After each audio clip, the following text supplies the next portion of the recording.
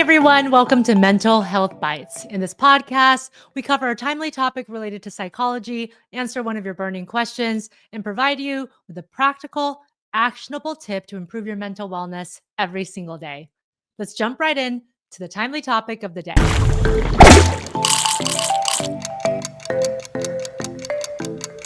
Today, we're going to be talking all about spring cleaning for your mind. So, a lot of people undertake spring cleaning at various times throughout the years, not just spring, but that's usually the same. People start to do cleaning and decluttering around their houses around this time. But did you know that there's also such a thing as spring cleaning for your mind? Now, we all know when our minds feel bogged down, cloudy, like we can't really make decisions or focus very well. And there's a real reason for that. Oftentimes, we need a spring cleaning of our minds. We need to declutter our minds so that it can function at its best. Spring is in the air, and for many people, that does mean deep cleaning our physical spaces. And this podcast is all about spring cleaning your mental space. This is all about clearing out mental clutter to boost your energy, focus, and emotional well being. So, if you've been feeling mentally off, emotionally drained, or stuck in negative thought loops, this episode is for you.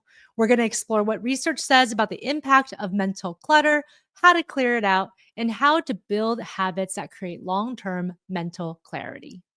Have you ever noticed how much lighter and more energized you feel after organizing a messy room or cleaning out your closet? There is a reason for that. Mental clutter, negative thoughts, unresolved stress, and constant distractions act just like physical clutter in your home.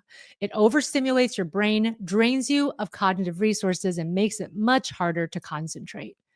A 2011 study from the Princeton Neuroscience Institute found that physical clutter competes for our attention, leading to decreased focus and increased stress. But interestingly, similar effects occur when our minds are cluttered with unfinished tasks, negative self-talk, or emotional baggage. Another study from the University of Toronto showed that mental clutter can even impact memory and decision-making because the brain struggles to filter out irrelevant information when it's overloaded.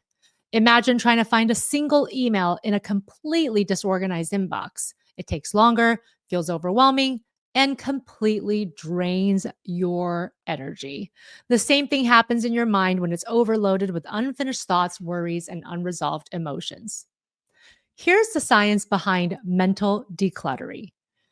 Mental decluttering is a true evidence-based technique. Just like physical clutter, mental clutter can be cleaned up, and doing so improves how we feel overall.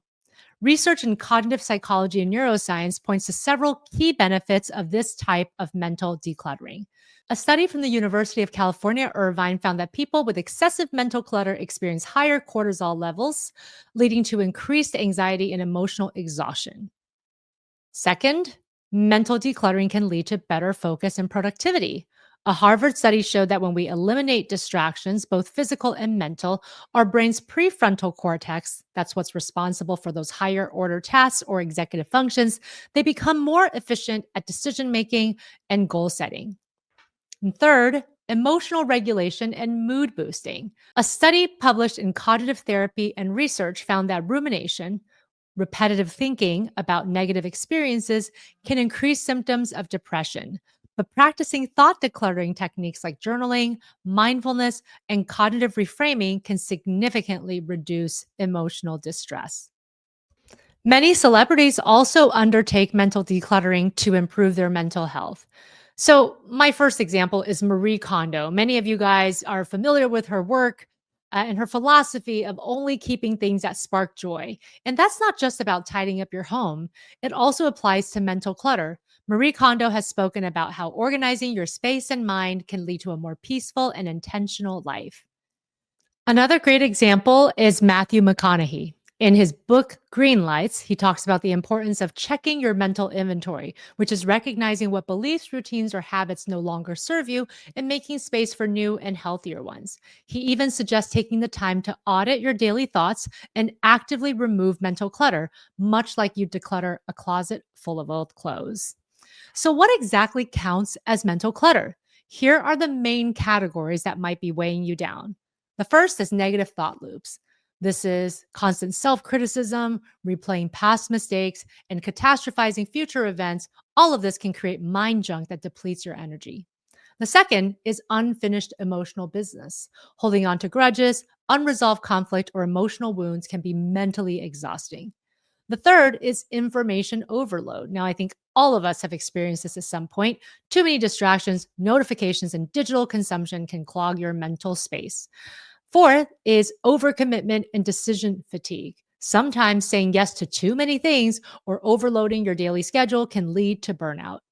And five, toxic relationships and boundaries. Surrounding yourself with draining people or struggling to set limits can clutter your emotional world. Now that we've covered the science and the why behind mental spring cleaning, let's get into how to do it. Up next, I'll answer a listener question about how to declutter your mind. So let's move right on to the Q&A segment of this podcast. Today's listener question comes from Anonymous, and this listener says, Dr. Judy, love the idea of mental spring cleaning, but I struggle with letting go of certain thoughts and stressors. How do I actually declutter this part of my mind? Awesome question and so relatable. Think of mental clutter as having three categories: negative thoughts, overwhelming responsibilities, and emotional baggage. Here's a few science backed ways that you can clear them out. First is cognitive load reduction. So write down your mental stressors, things that you worry or ruminate about, your tasks piling up, and decisions that are weighing on you today. The act of just writing them down and externalizing them out of your mind, whether it's in a journal or a voice memo, reduces the cognitive load and makes it easier to process these issues one by one. Second tip is mindfulness and meditation. There's a lot of research that suggests that mindfulness and meditation can help rewire your brain to break negative thought loops, but also to have more clarity in your thinking. So, just a simple 5-minute breathing exercise can actually clear up this mental fog and boost clarity. And there's tons of free visualizations and meditation scripts that are available. If you just Google them, there's lots that you can see on YouTube, as well as downloadable copies that you can read to yourself. The third is setting boundaries. If your mental clutter primarily comes from social or emotional obligations, try setting healthier boundaries. Let go of obligations that are no longer serving you. As Brene Brown says, clear is kind, unclear is unkind. If you're having difficulty setting better boundaries, I have a boundaries inventory exercise that you can download for free from my website at drjudyho.com. I'll also link it below here, the YouTube video. The fourth is digital detox. Have you ever felt overwhelmed by the constant notifications of informational overload? I bet you have. Well, a 2018 study from the University of Pennsylvania found that reducing social media use significantly lowers stress and depression. I'm not telling you to throw out social media completely. I'm asking you to think about healthier ways you can consume social media so that you don't participate in doom scrolling and that you know when to put it away, especially when it's affecting your mood and your thoughts negatively. So good luck with that, and I hope that's helpful. I'm so excited to move on to the practical tip of the day. Today, I would like to talk about the 7-day spring cleaning challenge for your mind. I'm so excited about this because I think anyone can do it. And I would love for you to challenge yourself as well as a loved one to undertake this challenge with you.